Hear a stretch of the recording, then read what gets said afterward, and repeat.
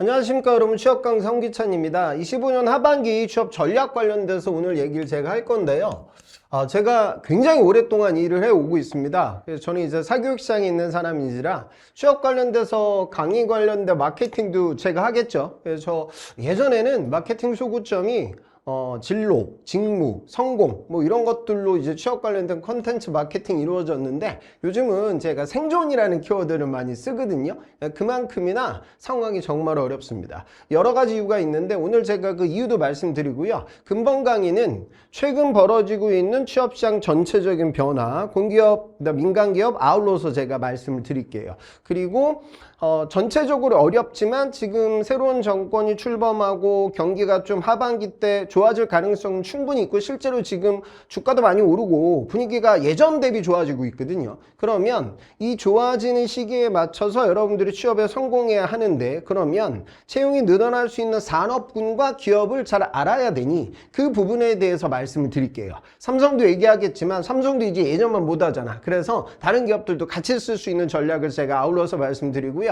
그리고 문과, 이과 각기 나눠서 그럼 취업에 다가가기 위해서 여러분들이 보유하고 있는 역량이 어떻게 되냐, 요걸 제가 펜타곤 오각형으로 정리를 해 드릴 거예요. 그래서 그 내용을 여러분들 꼭 숙지하시고, 그러면 나는 어떤 역량을 잘 정리해 가지고 취업 성공을 끌어가야 되냐, 요런 것들을 좀 오늘 전략적으로 말씀드리도록 하겠습니다. 그리고 시간이 많지 않지만 자소서 면접 관련돼서 요즘 또 면접이 더 중요해지고 있거든요. 그 부분도 말씀드리고, 인적성을 하반기 시즌에 맞춰서 어떻게 공부해야 되냐, 요거까지 쭉 끌어가도록 하겠습니다. 그래서 강의 듣게 되면 올해 하반기 내 취업 전략을 어떻게 짜야 되는지 어느 정도 가이드라인은 잡을 수 있을 거예요.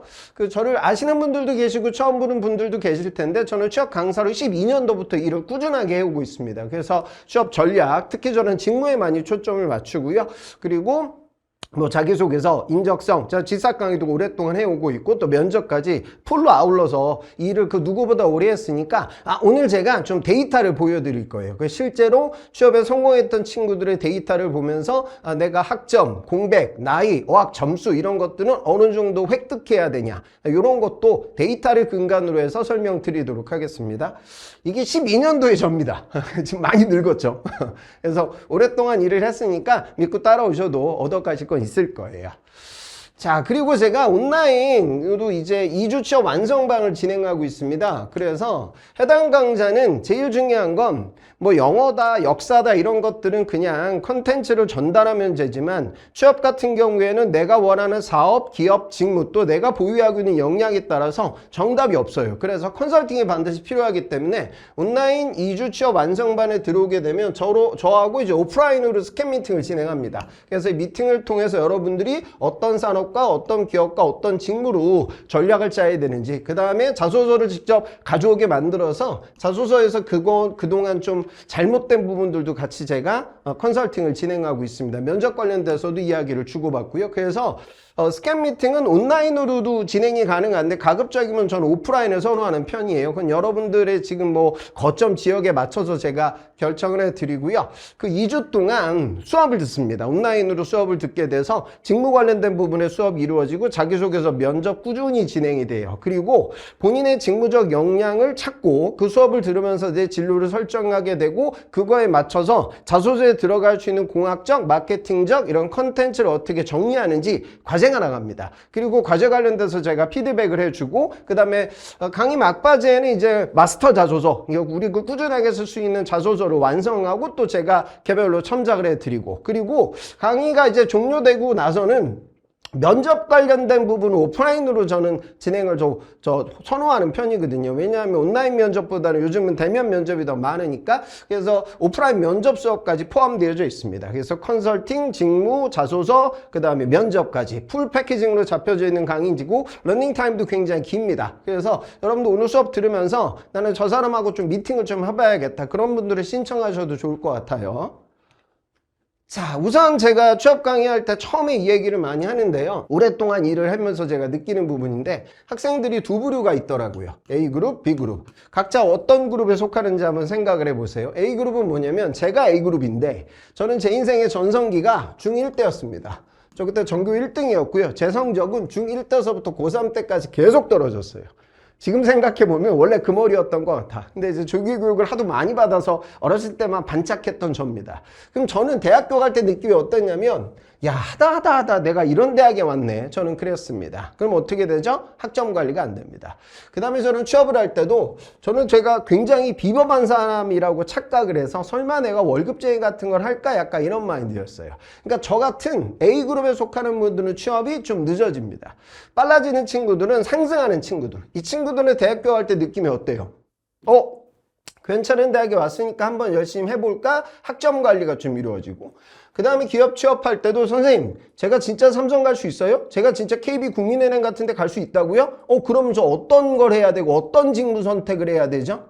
그러니까 누구는 선배들한테 얘기 들어보니까 영업은 좀 힘들다고 하고 생기는 좀 어렵다고 하는데 그러면 나는 성향이 이러니까 나는 어떡할까? 이렇게 받아들이고, 나는 무조건 성장하는 산업과 좋은 산업군 좋은 기업에 갈 건데 그럼 의사결정을 어떻게 해야 될까? 이렇게 받아들이더라고요. 그래서 여러분들이 만약에 저와 같은 A그룹에 속한 분들이라고 하면 어떻게 해야 돼? 현실을 좀 받아들여야죠.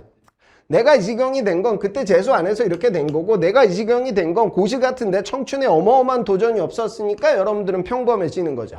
그럼 나는 평생 평범하게 살기 싫은데, 그쵸? 네. 절대 여기서 끝나는 게 아니라는 겁니다. 제가 정말 일을 하면서 느끼는 건데, 제 실제 학생이에요.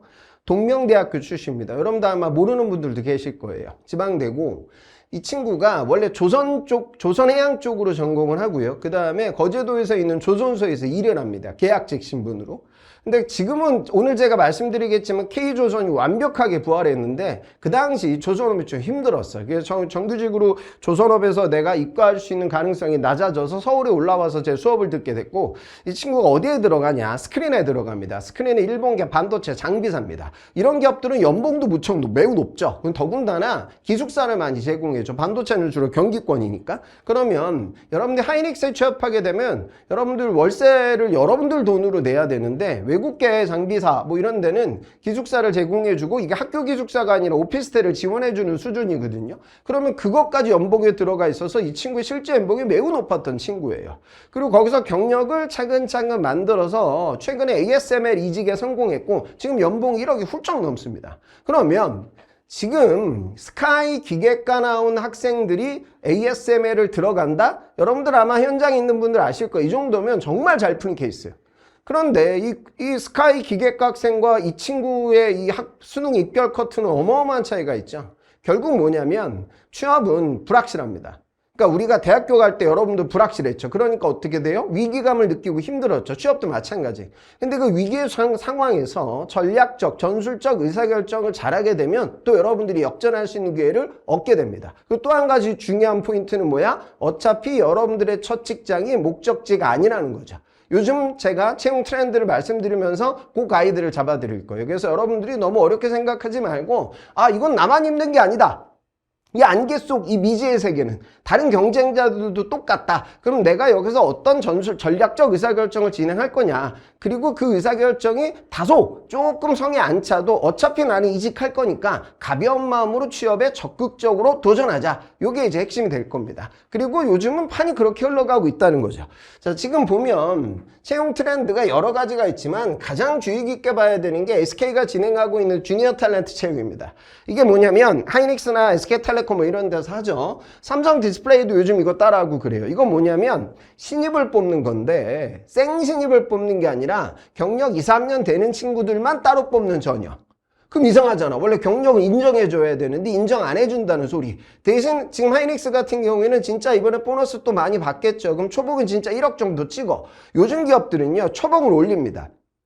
그래야 올드 루키들도 오고 우수 인재가 진입합니다. 그리고 상승률을 높일 필요는 없거든요. 그러니까 어떤 이 채용 시장의 큰 변화가 원래는 경력을 인정받고 이직하고 경력받고 인정받고 이직하고 이런 시류가 이제는 그럴 필요가 없어졌다. 그래서 여러분들 실제로 메인 대기업 면접장에 가보면 3분의 1이 현직자 친구들이거든요. 그럼 여러분들은 아니 이런 거 하면은 나는 지금 경력이 없는데 그럼 나는 망하는 거네 이렇게 생각하지 말고 여러분들이 경력자가 되는 겁니다. 그래서 오늘 제가 그 방법론을 시장의 흐름에 맞춰서 말씀드릴 테니까 잘 듣고 내가 이런 거죠.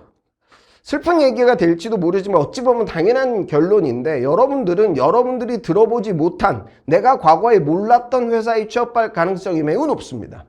그 기업은 모르는 기업이지 나쁜 기업이 아닙니다. 그래서 저는 스펙트럼을 낮추려는 게 아니라 스펙트럼을 넓게 가져가는 거, 이런 전략을 짜면 현재 모두 다 어차피 경력 이직이 대세니까 현재 내 상황에서 디딤돌은 중요해. 그러니까 방향성을 갖고 내가 여기 입사하고 나서 그 다음 단계로 내가 어떻게 넘어가게 될 거냐, 여기에 초점을 맞추는 게 중요합니다. 그리고 AI 면접도 많이 보고 인적성도 온라인으로 많이 바뀌었죠. 그래서 과거 대비 난이도는 좀 쉬워지고 있는 상황입니다. 그리고 지금 보면 채용 연계원 인턴을 종료하고 정직원으로 전환되는 비중, 그러니까 이거는 과거나 지금이나 큰 차이는 없는데, 한 가지는 채용이 지금 LG나 삼성도 그렇고 인턴 채용을 통해서 우수 인재를 찜하는 거, 다시 말해 선점하는 전략을 짜고요. 그 다음에 이제 정규 공채 시장에서는 올드 루키들을 많이 뽑는 이런 식의 변화. 그래서 여러분들 중에 저학년들은 당연히 올드 루키들과 경쟁해야 되니까 기업 실무 경험을 쌓기 위해 인턴 도전해야 되는 거고, 또 내가 우수 인재 레벨로 들어오게 되면 이렇게 바로 입사하는 게 가장 쉬우니까. 그러니까 삼성 같은 경우도 삼성이 하계 인턴을 한단 말이죠. 전환율이 제법 높아요. 그러면 그 인턴 도전을 언제 할 수 있냐? 내가 3학기가, 졸업이 3학기가 남아있는 상황에서도 인턴으로 지원하게 되는데, 그렇게 되면, 그러니까 여러분들 예를 들어 내가 4학년 올라간다. 그러면 4학년 올라가는 그 3월 달에 삼성 인턴 자소서를 내게 되고, 4월 달에 지사 시험을 보게 되고, 5월 달에 면접을 보게 되고, 여름에 삼성에 가서 인턴을 하게 되는 거. 그럼 내가 메인 대기업 인턴 이력을 만들 수가 있고, 또 내 면접장에 갔을 때, 인턴 면접장에 갔을 때 내 경쟁자들도 나와 같은 프레시한 여러분들의 리그. 그런데 이제 공채 시즌으로 넘어오게 되면 앞서 얘기한 올드 루키들과 경쟁을 하게 된다. 그래서 여러분들 요즘 취업은 빠른 도전도 이루어져야 되고, 그 다음에 여러분들 중에 지금 하반기를 바로 뛰어야 된다. 이미 졸업을 하셨거나, 안 그러면 내년 2월 졸업이다. 26년 2월이라고 하면 하반기 공채에 집중적으로 도전을 하셔야 됩니다. 이번에 뭐 정권 교체 시기다 해가지고 불확실성이 굉장히 많아서 상반기 채용이 적었고, 또 한 가지가 이제 트럼프 변수인데, 이 아저씨는 막 총 맞아서 안 죽고 뭐 난리도 아니죠. 그러니까 그 1기 때도 그랬습니다. 그러니까 집권하게 되면 우선 공포감을 조성하고 압박하고 딜해서 본인이 얻을 걸 얻어내고, 항상 이런 식이었어요. 1기 때도. 근데 지금 2기도 이게 계속 지속 중이죠. 그런데 지금 몇몇 나라들이 관세 협정이 이미 체결이 됐고, 우리나라도 지금 곧 진행이 될 거거든. 결론이 날 거거든. 그러니까 25년 상반기에는 이 트럼프 리스크가 아직 어느 단계까지 번질지 기업들이 예상이 불가능해. 그럼 기업은 뭐 어떻게 하죠? 투자 계획을 못 잡습니다. 제 동기들 지금 기획에 있는 친구들이 이것 때문에 매우 힘들어요. 그러니까 변수가 사라지고 지금 어느 정도 될 것 같다라는 예상이, 시뮬레이션이 가능해야 투자 계획을 집행할 수가 있고, 투자 계획이 잡혀야지 채용도 따라붙게 되는데, 이게 상반기 때 거의 못했던 거죠. 그래서 저는 25년 상반기에 취업이 이것 때문에 많이 힘들었다고 판단하고, 하반기 때는 좀 나아질 거고 어느 정도 가이드라인이 잡힐 거니까 올해 상반기 대비 하반기는 확실히 좋아질 거다. 그래서 여러분들은 적극적 도전을 하셔야 됩니다. 이건 제가 아까 말씀드린 대부분 경력이다. 그래서 나는 경력이 없으니까 취업을 포기하는 게 아니라 나도 경력자가 되는 이런 식의 테크트리를 가져가는 게 제일 중요합니다. 그리고 그 기업들의 어떤 조사를 해보면 올해 하반기 인턴 채용을 한다 안 한다 이런 비중들이 있는데, 제가 보기에 큰 차이는 없어요. 근데 한 가지는, 인턴은 결국 하계 인턴을 타겟팅 많이 하는 시기인데, 지금 이 방송 여러분들 보는 시기가 벌써 하반기가 됐을 거야. 그러니까 지금 상황이라고 하면 취업 정규 공채에 들어오기 전에 인턴을 진행할 수 있는 시기는 지났으니까 바로 내가 공채 시장에 들어와 가지고 도전한다, 이렇게 의사결정하시면 되겠습니다.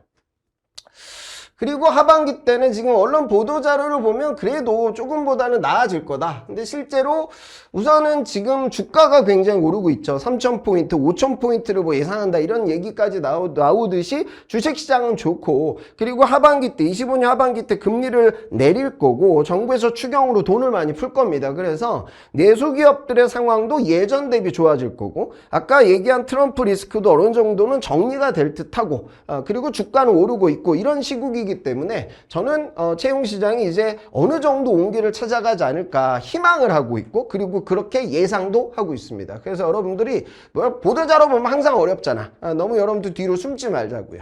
아마 고3한테 그 휴학 제도를 주게 되면 한 30%는 휴학하지 않을까요? 수능 보기 두려워서. 그러니까 여러분들은 두려워하지 마시고 들어오시는 겁니다.